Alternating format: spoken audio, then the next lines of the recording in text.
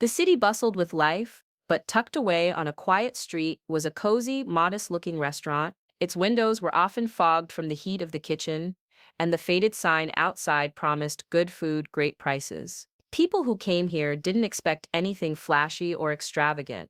They came for the comfort of simple, homemade meals that didn't burn a hole in their pockets. The waitstaff were friendly, the environment warm, and the food always filling. Daniel, the waiter, had been working here for years. In his late 30s, he was a man of few words, always calm and polite. His worn apron and neat uniform reflected his quiet dedication. He moved with practiced ease, making sure each customer felt at home. His humble nature never made him stand out, but to those who really looked, it was clear that Daniel had a certain quiet pride in his work. One evening, as the clock ticked closer to dinner time, a couple walked in. They were dressed in the kind of clothes that screamed high-end tastes, tailored suits, designer shoes, and accessories that were more about status than style. They scanned the room, looking around with a hint of disdain, as if they had walked into the wrong place. The restaurant, simple and unassuming, was far from the luxury they were used to. The couple sat down at a corner booth,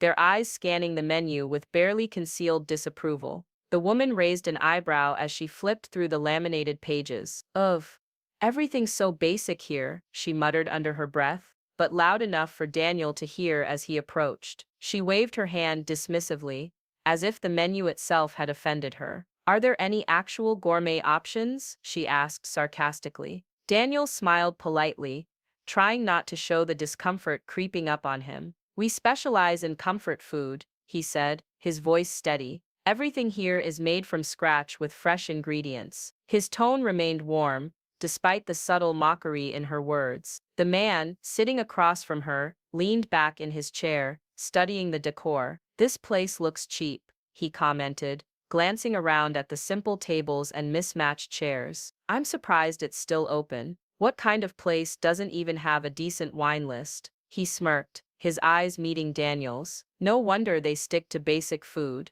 The woman scoffed and rolled her eyes, already looking down at the most expensive items on the menu. They ordered the highest-priced dishes without hesitation, still complaining about how budget everything seemed. The words cheap and simple were thrown around like insults, every comment more cutting than the last. As Daniel wrote down their order, the woman couldn't resist making a joke. Bet he makes minimum wage, she said loudly to her partner, laughing as if it were the funniest thing she'd heard all day. Her voice was laced with mockery, and Daniel's cheeks reddened slightly, but he kept his composure, nodding politely before turning to walk away. As Daniel returned to the couple's table, balancing their plates with practiced ease, he could hear them whispering, their voices filled with mock amusement. The woman nudged her partner and pointed at the plate of pasta he was about to serve. I bet this is the most expensive thing on the menu, she chuckled, her words dripping with disdain. Is this what you actually eat?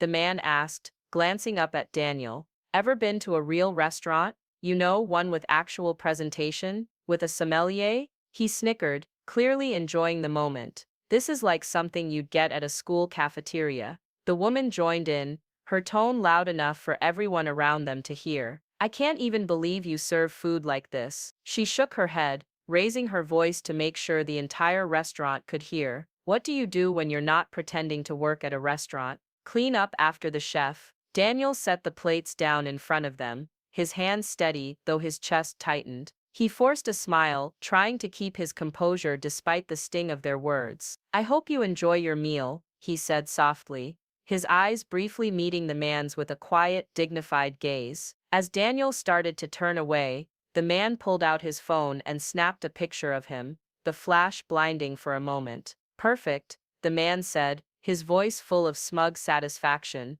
I'll post this, get a good laugh, maybe make a meme out of it. He laughed, then turned to his partner. This is too good.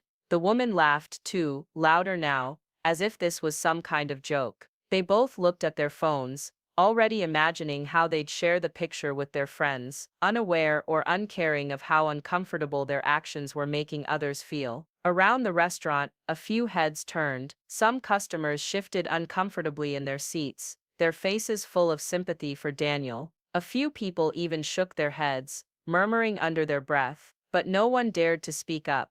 They all knew what it felt like to be made to feel small. Daniel's expression flickered for just a moment, his lips tightening, his eyes slightly dimming. But he didn't let his emotions show. He simply turned around and walked back to the kitchen, his movements calm and deliberate. After serving the couple, Daniel quietly walked to the back of the restaurant, his footsteps echoing in the narrow hallway. His hands clenched around the edge of the counter as he placed his tray down. He stood still for a moment, taking a deep breath to steady himself. The sting of their words echoed in his mind, but he pushed it down. This wasn't the time for confrontation. A young server, Mia, who had only been working here for a few months, appeared at the kitchen door, her eyes wide with concern. "Daniel, are you all right?" she asked softly, clearly troubled by what had just happened. She had witnessed the entire exchange, and the awkwardness in the air was palpable. Daniel turned and gave her a small, reassuring smile. "I'm fine, Mia. Let them finish their meal. Then I'll handle it." His voice was calm, steady, too calm as if he had already made peace with the situation. Mia hesitated for a moment, still unsure, but she nodded, trusting him. She watched as Daniel took another deep breath, his eyes briefly flickering with something close to resignation before he walked toward the back office. Meanwhile, the couple remained oblivious to the tension they had caused. They continued to mock the restaurant, their voices rising as they complained louder than before. The man leaned back in his chair, holding up his phone and showing the picture he had taken of Daniel earlier. "I'm definitely posting this," he said, laughing. "This place is a joke. I can't believe people actually eat here." The woman joined in, still loudly complaining. "You know it's probably run by some guy who thinks he's one of us. But look at this place. It's like he's trying so hard to be something he's not. The food might be cheap, but the vibe here, it's even worse." They were so consumed by their own ridicule that they didn't notice the manager entering the room quietly from the back. Dressed in a crisp shirt, he nodded respectfully at Daniel as he walked past him into the kitchen. Daniel's expression was unreadable, but Mia, who had seen the manager's gesture, couldn't help but feel a strange sense of anticipation. Something was about to change, something she didn't quite understand yet. The couple continued their loud conversation, oblivious to the passage of time. They had finished their meal, but their mocking didn't stop. They now turned their attention to the bill, as if even the price of their meal was somehow beneath them. "Bet it's overpriced for what it is," the man grumbled, pushing the plate aside. "I can't believe we wasted our time here, but I guess it's good for people who can't afford anything better." The woman let out a fake sigh. "Barely passable," she scoffed, twirling her fork with no enthusiasm. "Who even runs this place?" She made a dismissive gesture, as if she were above it all. "I wonder if they even care about quality." Daniel, who had been quietly observing from a distance, knew it was time to return. With a tray in hand, he made his way back to their table, his movements smooth and controlled, though the weight of the situation felt heavier with each step. His expression was calm, perhaps a little distant, but still polite. He reached their table and gently set the bill down in front of them. "I hope everything was to your liking," Daniel said, his voice soft but steady. His tone had changed. It was no longer the polite waiter they had mocked. It was the voice of someone who knew his worth. The woman glanced at the bill, then up at Daniel, her face still twisted with an air of superiority. "It was barely passable," she said with a wave of her hand, dismissing the meal. "You really need to work on your menu. Who even runs a place like this? It's honestly embarrassing." She leaned back in her chair, glancing at the man with an exaggerated look of disbelief. Daniel's eyes softened just a fraction, but his demeanor remained unshaken. Slowly he let out a quiet breath, and with a calm smile, said, "I do. I own this restaurant, and 5 others just like it." For a moment the words hung in the air like a strange sort of gravity, pulling the attention of everyone in the room. The entire restaurant fell silent. Even the chatter from other tables, the clinking of forks against plates, and the hum of conversation ceased. It was as though time had stopped. The couple froze, their eyes wide in disbelief. The woman's mouth fell open, and for the first time that evening, she didn't know what to say. The man, who had been so quick to snap pictures and mock the place, blinked several times, his smug smile faltering. Daniel didn't seem to care about their shock. His eyes never wavered as he stood there, hands resting calmly at his sides. His expression, though still composed, held something far more powerful than the apology or discomfort they expected to see. He wasn't here to apologize for anything. He wasn't here to explain himself. He was simply stating the truth. Let me know if you ever want to talk about what it really takes to run a place like this, Daniel added, his voice low but firm. Until then, have a good evening. The room remained still, the tension thick in the air. The couple exchanged glances, unsure how to respond. The man's face flushed red, but he didn't say anything. The woman opened her mouth to speak, but no words came out. For the first time, they felt the weight of their own arrogance, and as they stood to leave, the eyes of every person in the room followed them, some filled with respect for Daniel, others with quiet disbelief at the audacity of the couple. But none of them could deny one thing: Daniel had shown them a lesson they would never forget. As the couple hurried out of the restaurant, their heads hanging low, the narrator's voice began to shift, pulling back the curtain on Daniel's story.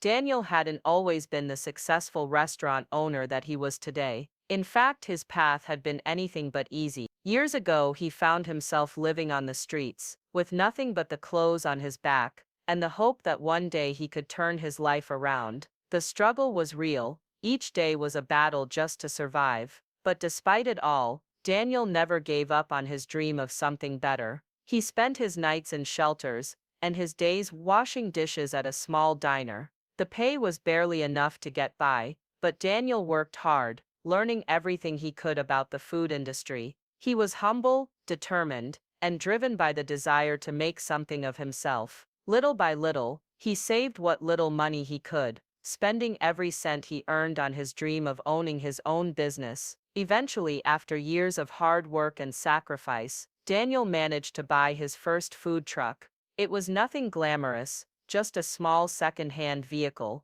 but it was his. He sold affordable meals, focusing on quality and comfort over price. His goal was never to make a fortune. It was always about creating a place where people, especially those like him who had struggled, could enjoy a hearty meal without worrying about cost. As his business grew, so did his reputation. He opened more restaurants, but he never forgot his humble beginnings. Daniel still wore the same simple clothes he had when he started out, refusing to dress like someone above the people who walked through his doors. It was a reminder of where he came from, and the values he still held dear: hard work, humility, and respect for everyone, no matter their background. The couple stood frozen for a moment, processing Daniel's words. They had expected a confrontation, maybe even an apology, but not this. As the weight of the revelation settled in, they looked around, their faces slowly turning crimson,